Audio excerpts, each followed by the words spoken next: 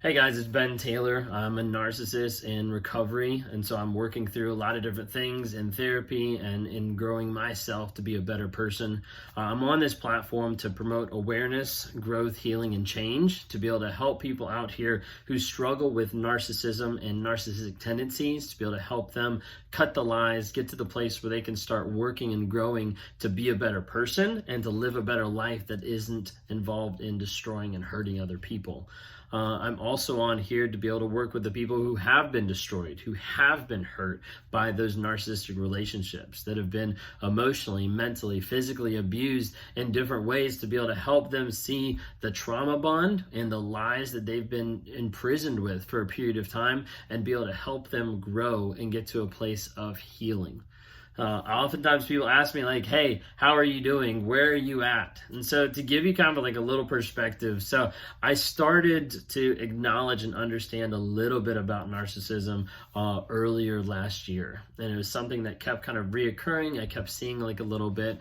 I went to therapy for a period of time with EMDR therapy. And EMDR, if you don't know anything about it, it is a process that you go through that helps to work with trauma, like past trauma, so that when you think about it, when you get triggered by a past traumatic event, it isn't as hard. It isn't as debilitating to be able to think about it, but you're able to process that and work through some stuff. And so for me, I went to it. I was like, I don't really think this is going to do much. Like, I don't really believe in this therapy stuff that much. I went through a couple sessions, got probably like my fourth session or like fifth session, and all of a sudden like something clicked, and we actually like broke through a layer, got a little bit deeper inside me. And I was like, oh crap, like, don't want to be vulnerable. I don't want to have this perspective.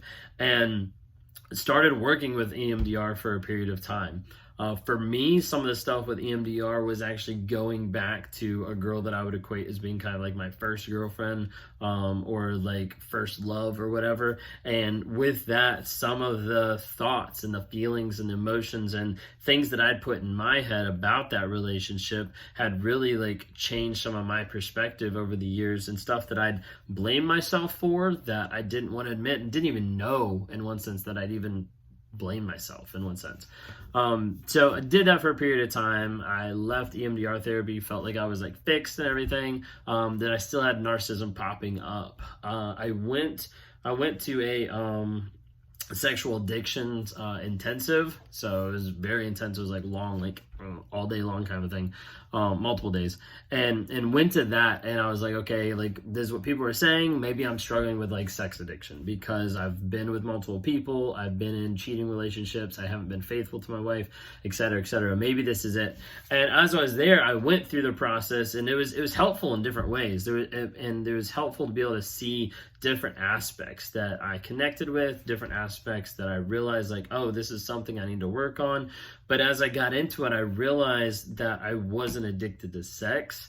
It was more along the lines of having narcissism and narcissistic tendencies, that one of my outlets was sex. One of my outlets was getting into an affair. But for me, I wasn't going out and seeking out other women for sex. I wasn't going out and trying to just hook up with hookers or whatever. Like, I was in the class, I was in the intensive, and there was people there who had been with, hundreds of people or whatever. And I'm like, I don't have that. And as we went through different stuff, I started realizing the tendencies and the things that I have inside me, that the natural outworking became getting into a relationship, like starting a bond with someone, starting to love bomb another person, to be able to get validation, to be able to get that validation for myself, that kind of like ego boost of someone's looking to me, someone's infatuated with me, someone's loving me, that kind of a thing.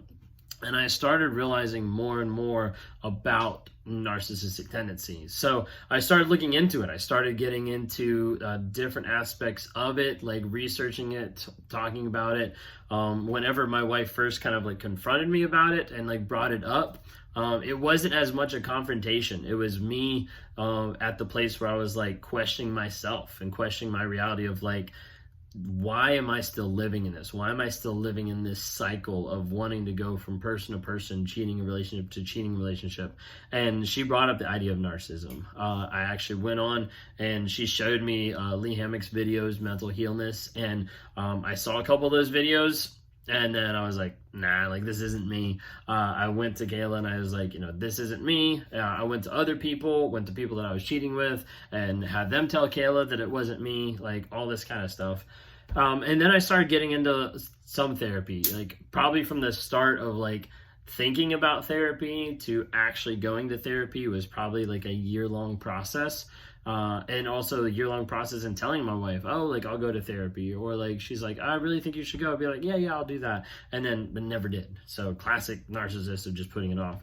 And then I finally started going to some therapy. I kind of shopped around for a while, which I highly recommend anybody who's looking into therapy.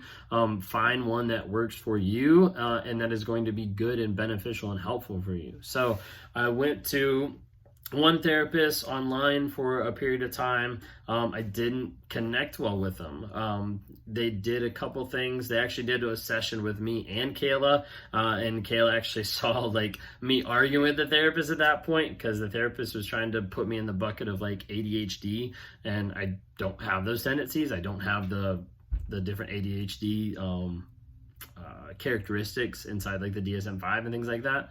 And so like walked through that. I was like, okay, this one isn't working. Fired that one. Then started shopping around. There was a period of time where I was like actively talking to like 3 different therapists at the same time, trying to figure out like which one is going to be the right one. Ended up going to one with like a counseling center, and got involved with a therapist there. Whenever I went in, had the first session, and in the first session there was something that happened. I don't even remember what it was, but there's something that happened in the first session that made me feel emotion, and that had me like start to like tear up, not cry, but like had me like start to like feel some type of emotion. And I was like, holy crap, like what is happening? So I realized right then and there, I was like, this is the one. I was like, I don't understand this. I don't like this. I'm not comfortable with this. But out of all the therapists that I've talked to, this is the only one that's been able to prompt any type of response almost like instantly, like first session. And so I was like, this is the one. So I've been in therapy with that counselor for, was it like 7 months now, going on 8 months. So in March of this year, and I go weekly. I go every single Wednesday at 1:00. Like I'm there in my therapy session, or like if I'm out of town, I'm like doing it over Zoom or something like that. But it's crucial. It's crucial to be able to be in that therapy and try to work through different emotions, different thoughts. And so again, with therapy, I highly recommend therapy. I highly recommend, if you're involved with a narcissist, of not going to therapy with them. Separate therapy, please keep it separate. If you're in therapy together, they can use that to manipulate you. It's crazy and it's awful, but don't do it. So I've been in therapy for like 8 months now. My wife has been in therapy for probably just as long, maybe a little bit longer. We're finally getting to the place that we're starting to do some therapy together. So I put that disclaimer so that people know, don't start out that way. Like, we've been in therapy 8 months or so, and now we're starting to look at like, okay, is there a way, now that we've been working on ourselves, is there a way that we can start working on therapy possibly together? So she meets with a therapist, I meet with a different therapist, and then we both meet with another therapist. They all have like signed stuff, so all 3 of them can like talk to each other and try to be able to help with that.